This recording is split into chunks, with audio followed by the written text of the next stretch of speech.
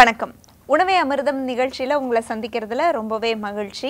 இந்த வாரம் முழுக்க கோடை காலத்திற்கு ஏற்ற உடலுக்கு குளிர்ச்சி தரக்கூடிய உணவுகளை பார்த்துக்கிட்டு இருக்கோம். இன்றைக்கி நம்ம கடைசி நாளுக்கு வந்துட்டோம். இன்றைக்கி என்ன உணவு, அதனுடைய பலன்கள் என்ன அப்படிங்கிறத டாக்டர் கிட்ட கேட்டு தெரிஞ்சுக்கலாம். வணக்கம் டாக்டர். வணக்கம் டாக்டர். இன்றைக்கி இறுதி நாள். இந்த வாரம் முழுக்க நம்ம உடலுக்கு குளிர்ச்சி தரக்கூடிய 4 உணவுகளை பார்த்துருக்கோம். இன்றைக்கி என்ன உணவு பார்க்க போகிறோம்? இன்றைக்கி பொன்னாங்கண்ணி கீரையை வச்சு ஒரு துவட்டல்னு பேர், அதாவது பொரியல்னு சொல்லலாம். பொன்னாங்கண்ணி, சின்ன வெங்காயம், மிளகு, சீரகம், பசு நெய் சேர்த்து ஒரு ஒரு உணவு மாதிரி கொடுக்க போகிறோம். இது உடம்புக்கு குளிர்ச்சி கொடுக்கும், வெப்பத்தை தாங்கக்கூடிய சக்தி கொடுக்கும், மற்ற உடல் உள் உறுப்புகள் எல்லாத்துக்கும் போதுமான உயிர் ஓட்டத்தை கொடுக்கக்கூடியது. நிச்சயமாக டாக்டர். பொன்னாங்கண்ணி பொதுவாகவே நம்ம குளிர்ச்சி நிறைய தடவை நம்ம அதை சொல்லியிருக்கோம். இப்போது சம்மரில் பார்த்திங்கன்னா கீரையும் நீங்கள் நிறைய சேர்த்துக்க சொல்லி நிறைய வாரங்கள் சொல்லியிருக்கீங்க. ஸ்பெசிஃபிக்காக இந்த பொன்னாங்கண்ணியோட இந்த மூலப்பொருட்கள் சேரும்போது எவ்வளவு தூரம் அது இந்த தட்பவெட்ப நிலைக்கு சரியானதாக இருக்கும்? சரி, நம்ம இந்த உணவே அமிர்தம்னு நடத்துறதுக்கு மாதிரி தான் எல்லா உணவுகளும் நம்ம கொடுத்துட்டு வரோம். இப்போ சித்தர்கள் இதை எப்படி சொல்லியிருக்காங்க அப்படின்னாச்சுன்னா, ஒரு காயகல்ப மூலிகையாக சொல்லியிருக்காங்க பொன்னாங்கண்ணி அப்படிங்கிறத. அதனுடைய அடிப்படை கூறு மாறுபடாமல் நாம் சமைச்சு கொடுக்கணும். அப்போது அந்த பசு நெய் கொஞ்சம் லேசான சூடுபடுத்தி இந்த சின்ன வெங்காயம், அப்புறம் இந்த பொன்னாங்கண்ணி, மிளகு, சீரகம் இதெல்லாம் போட்டு நல்லா அதிகமாக ரொம்ப வேக விட்டு புகை அதுலேருந்து கிளம்பாத அளவுக்கு லேசாக சூடுபடுத்தி கொஞ்சம் கொஞ்சமாக அதை வதக்கிக்கிட்டே இருக்கும்போது அது பெரட்டல்னு பேர், அல்லது பொரியல், துவட்டல்னு பேர். இந்த மாதிரியான அதை நல்ல தொய்ய வச்சு அப்படியே அதனுடைய தன்மை மாறாமல் பச்சையாகவே தான் இருக்கும். அந்த முடிஞ்ச பிறகும் பார்த்திங்கன்னா அந்த துவட்டல் பச்சையாகவே தான் இருக்கும். இந்த மாதிரி அமைப்பில் நாம் அதை சாப்பிட்டோம் அப்படின்னாச்சுன்னா புத்தி தெளிவிக்கிறதுக்கு இந்த பொன்னாங்கண்ணி உதவியாக இருக்கிறத மாதிரி, இந்த வெயில் காலத்தில் நினைவு தடுமாற்றம், புத்தி தெளிவு இல்லாமல் இருக்கிறது, ரொம்ப கொஞ்சம் வெயிலில் போயிட்டு வந்தாலே கொஞ்சம் எரிச்சல் ஆகிடும் நமக்கு. காரணம் என்ன அப்படின்னாச்சுன்னா, உடம்பினுடைய சூடு ஆற்றல் ஏற்படக்கூடிய மாறுபாடு தான். அது ஏற்படாமல் தடுக்கிறதுக்கு இந்த பொன்னாங்கண்ணி உதவியாக இருக்குது. சின்ன வெங்காயமும் அதே மாதிரி தான். ஒரு பக்கம் இந்த வெயில் காலத்தில் வரக்கூடிய உடலில் இருக்கக்கூடிய தாது இழப்புகள், உயிர்ச்சத்து இழப்புகள், அதை திரும்பவும் ரீஃபில் பண்ணுறது அப்படிங்கிற ஒரு பக்கம் இருந்தாலும் கூட, மனச்சஞ்சலத்தை மாற்றுறதுக்கு இந்த பொன்னாங்கண்ணி உதவியாக இருக்குது. எப்போதுமே காயகல்பம்னு ஒரு பொருளை நம்ம சொல்லிட்டோம் அப்படின்னாச்சுன்னா, அது உடலுக்கு ஊட்டம் கொடுக்கறது மாத்திரம் இல்லாமல் மனதையும் பலப்படுத்தக்கூடியதாக இருக்கும். உடல், மனம், ஆன்மா, இந்த 3 தான் சித்தர்கள் சொன்னது. இந்த 3ஐயுமே ஒழுங்குபடுத்தி ஒரு சீர்படுத்துறதுக்கு உள்ள உணவுகள் தான் காயகல்பம். இந்த காயகல்பம் அப்படிங்கிறது உடம்பை அழியாமல் பாதுகாக்கிறது. குறிப்பாக இந்த வெப்ப காலத்தில் உடம்பில் ஏற்படக்கூடிய மாறுபாடுகள், சிலர்லாம் பார்த்திங்கன்னா அந்த வெயில் காலத்தில் வெளியில் வேலை பார்க்கக்கூடியவங்களாக இருப்பாங்க. அந்த மாதிரி வெளியில் வேலை பார்த்துக்கிட்டே இருக்கிறவங்க அந்த கோடை காலம் முடிஞ்ச பிறகு பார்த்திங்கன்னா அவங்களுடைய உருவமே மாறி போயிடும். அந்த மாதிரி ஒரு நிலையெல்லாம் மாற்றக்கூடிய ஆற்றல் இந்த பொன்னாங்கண்ணிக்கு உண்டு. தினமும் கூட இந்த பொன்னாங்கண்ணி துவட்டல் அப்படிங்கிறத சாப்பிட்டு வந்தோம் அப்படின்னாச்சுன்னா, இந்த வெப்பக்காலம் முழுவதுமே உடம்பை பாதுகாப்பாக வச்சுக்கிறதுக்கு இது உதவியாக இருக்கும். நிச்சயமாக டாக்டர். இது எப்படி இருக்குது, ஏன்னா நீங்கள் ரொம்ப இளம் சூட்டில் வச்சு இதை செய்யணும்னு சொல்லியிருக்கீங்க. அதனுடைய அவுட்புட் எப்படி வருது, அதனுடைய சுவையெல்லாம் எப்படி இருக்குது அப்படின்னு தெரிஞ்சுக்க நான் ரொம்ப ஆர்வமாக இருக்கேன். நான் அதை செஞ்சு சாப்பிட்டு பார்த்துட்டு உங்ககிட்ட பேசுகிறேன். நிச்சயமாக பார்த்துட்டு. பொன்னாங்கண்ணி துவட்டல் எப்படி செய்யறது அப்படிங்கிறத இப்போ பார்க்கலாம். பொன்னாங்கண்ணி துவட்டல் செய்ய தேவையான பொருட்கள் என்ன அப்படிங்கிறத இப்போ பார்க்கலாம். பொன்னாங்கண்ணி இலை கழுவி சுத்தம் பண்ணி வச்சுருக்கேன். சின்ன வெங்காயம், மிளகு, நெய், சீரகம். இப்போது பொன்னாங்கண்ணி துவட்டல் எப்படி செய்கிறது அப்படிங்கிறத பார்க்கலாம். அடுப்பை ஆன் பண்ணிக்கிறேன். நமக்கு பேசும்போதே டாக்டர் சொல்லியிருந்தார், இதை ரொம்ப சூடு பண்ணலாம் தேவையில்லை, அப்படியே மிதமான சூட்டில் அப்படியே பிரட்டி அரைச்சிடணும் அப்படின்னு தான் சொல்லியிருக்காங்க. அதனால் பேன் சூடான உடனே நான் நெய் சேர்க்க போகிறேன். இப்போது பேன் சூடாயிடுச்சு, நான் நெய் சேர்த்துக்கிறேன்.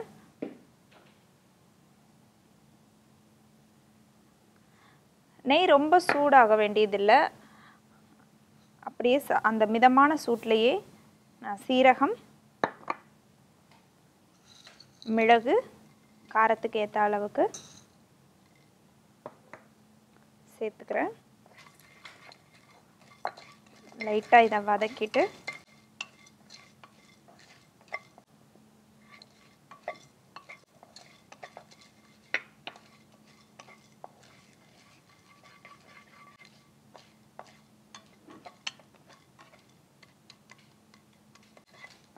இப்போது இது நல்லா பொரிஞ்சிருச்சு. இந்த சமயம் நான் சின்ன வெங்காயத்தை சேர்த்துக்கிறேன்.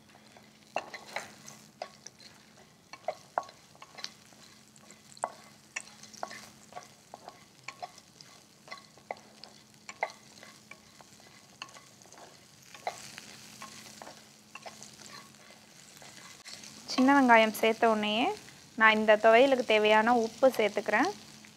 உப்பு சேர்த்த உடனே சின்ன வெங்காயம் சீக்கிரமாக வதங்கிடும்.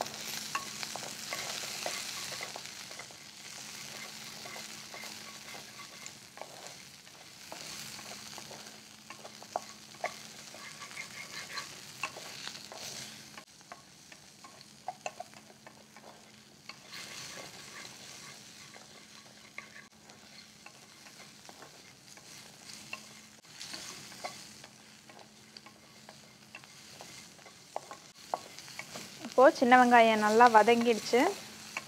இந்த ஸ்டேஜில்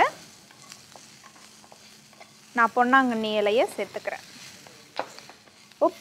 இந்த சூட்லேயே அது வெந்துடும். அதனால் நான் அடுப்பை ஆஃப் பண்ணிட்டேன்.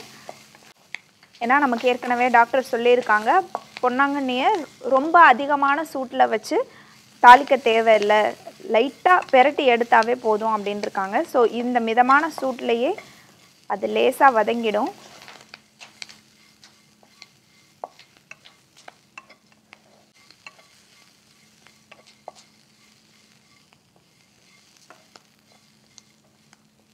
இப்போது இந்த கலவை ஆறட்டும்.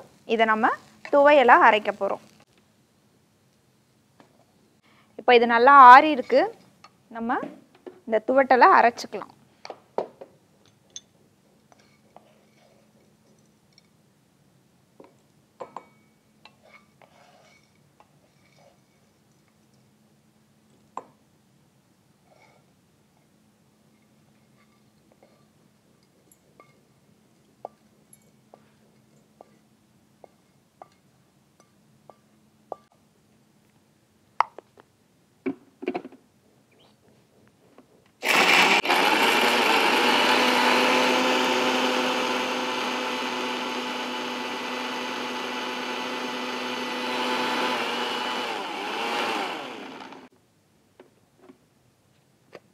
இப்போ இதை நம்ம நல்லா மைய அரைச்சிட்டோம். பொன்னாங்கண்ணி துவட்டல் தயாராகிடுச்சு.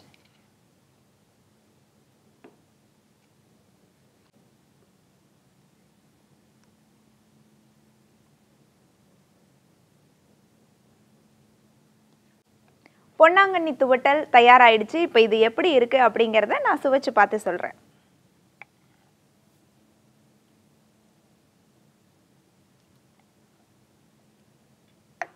ரொம்பவே அருமையாக இருக்குங்க. இந்த பொன்னாங்கண்ணியோட ஒரு சின்ன ஒரு ரா ஸ்மெல் இருக்குது, அதோட டேஸ்ட் இருக்குது ஆக்சுவலி. ஏன்னா டாக்டர் சொல்லியிருந்தாங்க, இதை ரொம்ப வதக்கி டீப் ஃப்ரை பண்ணி அப்படி சாப்பிட தேவையில்லை, லைட்டாக அந்த சூடில் காட்டினாவே போதும் அப்படின்னு. அதனோட நேச்சுரல் அந்த எக்ஸ்ட்ராக்ட் வந்து நமக்கு நல்லாவே தெரியுது. மிளகுடைய அந்த சீரகத்துடைய டேஸ்ட் நல்லா இருக்குது, அந்த நெய்யோட அரோமா இருக்குது, ரொம்ப நல்லா இருக்குது. இது நம்ம சாப்பாடில் டிஃபனுக்கெல்லாம் கூட தொட்டு சாப்பிட்ற அளவுக்கு சுவையாக இருக்குது. நீங்களும் கண்டிப்பாக உங்கள் வீட்டில் ட்ரை பண்ணி பார்த்துட்டு எங்களுக்கு எழுதி அனுப்புங்க. அடுத்ததாக நேயர்களுடைய கேள்விக்கு டாக்டர் பதிலளிக்க போகிறாரு. அந்த பகுதிக்கு போகலாம். பொன்னாங்கண்ணி துவட்டல் ரொம்பவே எளிமையாக இருந்துச்சு, ஆரோக்கியமான ஒன்றும் கூட. அடுத்ததாக நேயர்கள் 2 பேர் நமக்காக கேள்விகள் அனுப்பியிருக்காங்க, அதற்கான பதிலை கேட்டு பெறலாம். ராயப்பேட்டையிலிருந்து வெற்றி அப்படிங்கிறவர் அனுப்பியிருக்காரு. டாக்டர், அவர் வந்து நிறைய ஸ்வீட் சாப்பிடுவாராம். சாதாரணமாகவே 150 கிராம் 200 கிராம் அந்த மாதிரி ஒரே ஸ்ட்ரெச்சில் கூட சாப்பிட்ருவாங்க அப்படின்னு சொல்கிறாங்க. அப்படி இருக்கும்போது எனக்கு சர்க்கரை வியாதி வந்துடுமோ அப்படின்ற பயம் இருக்குது. எனக்கு அது சாப்பிட தான் பிடிச்சிருக்கு. அப்போது இதில் என்ன பண்ணட்டும் அப்படின்னு கேட்டிருக்காங்க. பொதுவாக ஒவ்வொருத்தருக்கும் ஒவ்வொரு சுவை கூடுதலாக பிடிக்கும். அது அவர்களுடைய உடல் வாகு, பாடி கான்ஸ்டிடியூஷன்னு பேர். அதுக்கு தகுந்த மாதிரி அவங்களுக்கு சிலருக்கு காரம் நிறைய பிடிக்கும், சிலருக்கு இனிப்பு கூடுதலாக பிடிக்கும், இந்த மாதிரி இருக்குன்னு வச்சுக்கோங்களேன். இப்போது அவர் சர்க்கரை நோய் வரும் அப்படிங்கிற பயம் தேவையில்லை. ஆனால் என்ன அடிப்படையில் நம்ம செய்யணும்னா, வெள்ளை ஜீனி, ஆர்டிஃபிஷியல் ஸ்வீட்னர்ஸ் இதெல்லாம் முழுமையாக நீக்கிட்டு இயற்கையான இனிப்புகளை பயன்படுத்தணும். உதாரணத்துக்கு இனிப்பு சாப்பிடணுன்ற அவருக்கு எண்ணம் வரும்போதெல்லாம் எள்ளு பனை வெல்லம் சேர்த்து எள்ளுருண்டை பண்ணி கொடுக்கலாம். அதே மாதிரி பப்பாளி பழம், அன்னாசி பழம்லாம் சின்ன சின்ன துண்டுகளாக வெட்டி நல்ல தேன் நிறைய அதில் ஊற்றி கலந்து வச்சுட்டு அதை அவர் சுவைச்சு சாப்பிட்லாம். அந்த மாதிரி இனிப்புள்ள பழங்கள், இனிப்புள்ள இயற்கையான உணவுகள், இயற்கையான இனிப்பு இதெல்லாம் தான் சாப்பிடணுமே தவிர வேறு செயற்கை இனிப்புகள் சாப்பிடும்போது சர்க்கரை நோய் மட்டுமல்ல பல வியாதிகள் வரதுக்கு வாய்ப்பு இருக்குது. இரத்த குழாயில் ஏற்படக்கூடிய பாதிப்புகள், இந்த ஆர்டிஃபிஷியல் ஸ்வீட்னஸ்லாம் என்ன பண்ணுது அப்படின்னாச்சுன்னா, எதுக்காக சர்க்கரை நோய் வரும்னா, இனிப்பு சாப்பிட்டா சர்க்கரை வருமா அப்படின்னாச்சுன்னா கிடையவே கிடையாதுன்றது எல்லாருமே சொல்லுவாங்க. ஆனால் என்ன இங்கே நடக்குது அப்படின்னாச்சுன்னா, ஆர்டிஃபிஷியல் ஸ்வீட்னஸில் இருக்கக்கூடிய செயற்கை வேதிப்பொருட்கள் நேரடியாக கணையத்தில் இருக்கக்கூடிய பீட்டா செல்ஸ் அட்டாக் பண்ணுது. அதில் இருக்கக்கூடிய அந்த பாதிப்புனால இன்சுலின் சுரப்பு குறைவு ஏற்பட்டு சர்க்கரை நோய் வருவதற்கு வாய்ப்பு இருக்குது. இது மட்டும் இல்லாமல் உடம்புல வேறு பல பிரச்சனைகளும் ஏற்படுறதுக்கு வாய்ப்பு இருக்குது. அதனால் தேர்ந்தெடுக்கக்கூடிய இனிப்புகள் இயற்கையானதாக இருக்கணும். நிச்சயமா டாக்டர். அடுத்ததாக மாலதி அப்படிங்கிறவங்க கேட்டிருக்காங்க. அதாவது அவங்களுக்கு இப்போது இந்த வெயில் காலத்தில் ரொம்பவே வந்து ஸ்கின் டேன் ஆகிருக்கு, கருமை நிறமாக இருக்குது, சாதாரணமாக இருக்கிறத விட அதிக அளவுக்கு அந்த பாதிப்பு வந்து அவங்களுக்கு பாதிச்சிருக்கிறதாகவும், இதுக்கு நிவர்த்தி செய்ய ஏதாவது வழிகள் இருக்கா அப்படின்னு கேட்டிருக்காங்க. அதாவது தோல் கருமை நிறம் அப்படிங்கிறத பொறுத்த வரைக்கும் அந்த வெயில் அதை தாங்கக்கூடிய சக்தியை தோலுக்கு கொடுக்கக்கூடியது தான். இப்போ அதிகமான அளவில் அவங்க வெயிலில் நின்றுட்டு இருந்தாங்க அப்படின்னாச்சுன்னா, பொதுவாக இயற்கையாகவே உடல் இயங்கியல் மாறுபாடுனால அந்த கருப்பு நிறம் கூடுதலாக வருது. அந்த சூரிய ஒளியினுடைய தாங்கக்கூடிய சக்தியை தோலுக்கு கொடுக்கறதுக்காக ஏற்படக்கூடிய மாற்றம் தான் அது. இதை மாற்றணும் அப்படின்னாச்சுன்னா இயற்கையாகவே அந்த வெயில் மாறிடுச்சுன்னா மாறும். இந்த நிலையை மாற்றணும் அப்படின்னாச்சுன்னா மேலே தேய்ச்சி குளிக்கிறதுக்கு சோப்பு பயன்படுத்துறத, தலைக்கு போடுறதுக்கு ஷாம்பு பயன்படுத்துறது இதெல்லாம் முழுமையாக நீக்கிடணும். வாரம் ஒரு முறை கட்டாயமாக எண்ணெய் தேய்ச்சி குளிக்கணும். அதுக்கு போடுறதுக்கு அரைப்புத்தூள், அதாவது சீயக்காத்தூள் இந்த மாதிரி தான் போட்டு பயன்படுத்தணும். இந்த கருப்பு நிறமாக இருக்கக்கூடிய இடத்துல, மாறுபட்ட இடத்துல இருக்கக்கூடிய நிறத்தில் தோலுக்கு ஊட்டம் ஏற்படுத்தக்கூடிய பாசிப்பயிரோட கொஞ்சம் மஞ்சள், மோர் கலந்த கலவையை நல்லா கரைச்சிட்டு அதை தேய்ச்சி குளிக்கணும். எலுமிச்சை தோல் அதை நல்லா தேய்ச்சி நேரடியாகவும் தேய்ச்சி குளிக்கலாம், அல்லது காய்ஞ்ச தோலை பொடி பண்ணி இந்த பாசிப்பயிர் மாவோட கலந்து வச்சுட்டு மேலே தூச்சி குளிக்கிறதுக்கும் பயன்படுத்திக்கலாம். இதெல்லாம் பண்ணும்போது தோலினுடைய நிறம் இயல்பு நிறமாக இயற்கையான அவங்களுடைய நிறத்திலேயே இருக்கிறதுக்கான வாய்ப்பு உண்டு. நிச்சயமா டாக்டர். நிச்சயமாக இது நிறைய பெண்களுக்கு பயனுள்ளதாக இருக்கும். நமக்கு அவங்க அனுப்பலை அப்படின்னா கூட இது வந்து அவங்களுக்கு போய் சேர்ந்துருக்கோம் அப்படின்னு நம்புகிறேன். மீண்டும் அடுத்த வாரம் சந்திக்கலாம் டாக்டர். நன்றி. நன்றி.